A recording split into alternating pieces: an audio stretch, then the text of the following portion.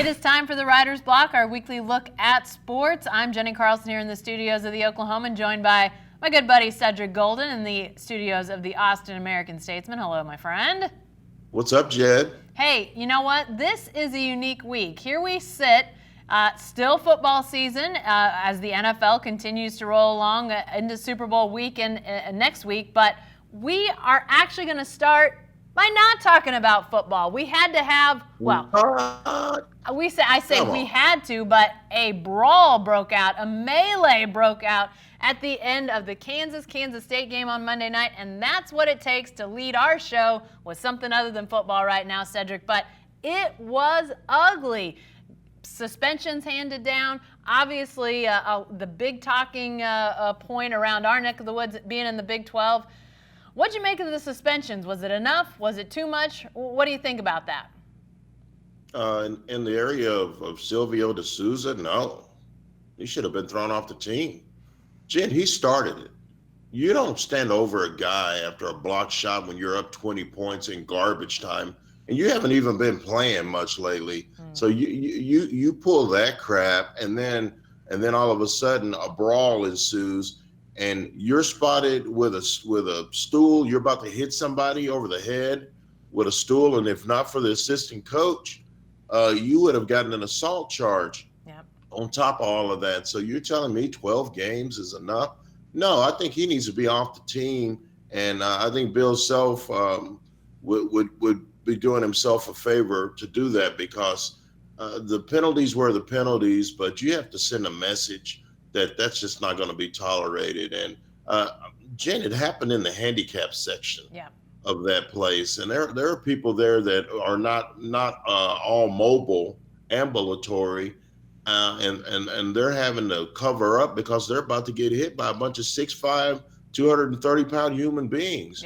It was an ugly scene. Yeah, it sure was. And you're right. I think we're just extremely lucky that we're not talking about injuries, whether that be to players, coaches, staff that were trying to break things up. And then, as you mentioned, Cedric, the fans, that area of the courtside seating, which is used by mostly folks in wheelchairs, the fact that we don't have injuries coming out of that situation, to me, it really is lucky. That's the only word I can come up with, is just luck that it worked out that way, that nobody was injured in that whole thing. And, you know, I think there are some people that say the punishments were too much. I think you make a great argument that it wasn't enough, Cedric, but they had to be fairly severe. And, you know, 12 games, 8 games, some of those suspensions handed down, pretty serious when you look at, you know, how many games remain on the schedule.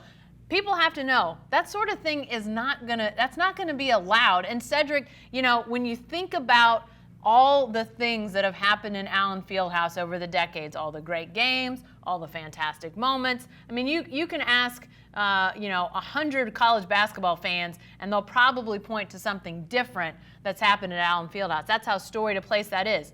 But what happened Monday night, that's part of the history now too. That can't be erased, and you know that's something that the Kansas basketball has to live with, even with the suspensions.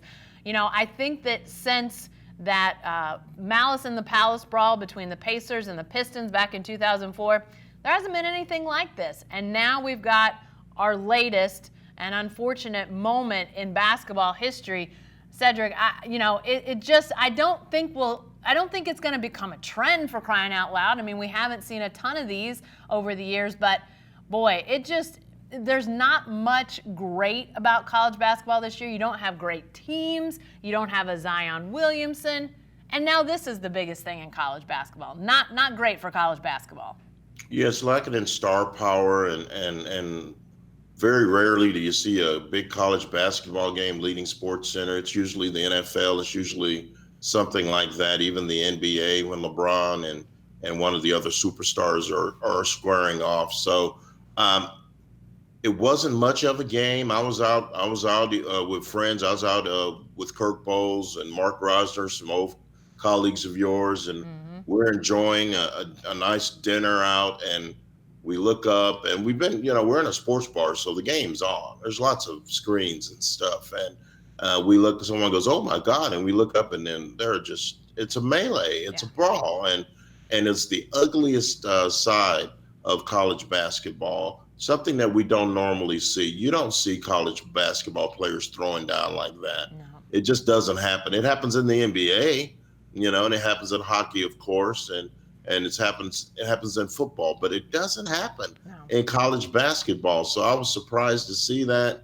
I'm glad they had levied some heavy penalties, but as far as the perpetrator, the instigator of it all, Yeah. I don't think he should be allowed to wear a college basketball uniform again. Yeah. He's run afoul of the rules before, and now here he is inciting what was basically a near riot. Yeah.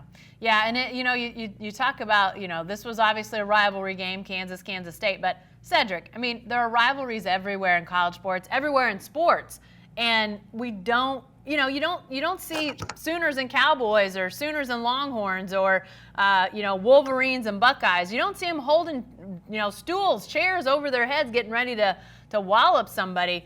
Most of these rivalries, as heated as they get, we never see anything like this. So, Cedric, for anybody that wants to say, well, it's a rivalry and emotions run high, I'm not buying that because, we saw as close to anything getting physical in the OU Texas football game this last year, Cedric, in the pregame. Unsportsmanlike penalties thrown on everybody. They went into the game before the game even started with a penalty. But, even at that was just talking and pushing and shoving. That's football. Heated rivalries don't get to that level, Cedric. I mean, let's be honest. Even in football, it doesn't get to that level. Yeah, and that's football, and those guys are going to be hitting each other pretty soon. So they don't have to resort to fisticuffs. They know if you come over the middle and you were talking that stuff pregame, you're going to see me. I'm going to be waiting for you over the middle. Those are the kind of things that get handled between the lines. The thing that I hated about this, Jen, was that game was decided. Yeah. It was already well decided, and all that was left was dribbling out the clock and shaking hands, and I'll see you in Manhattan next time we play. Yeah. Instead, it turned into something ugly. That's really unfortunate. Yeah, very much so. Well, we'll continue to follow that. There may be more fallout. I think the suspensions are probably the end of it, but you never know. We'll continue to follow that.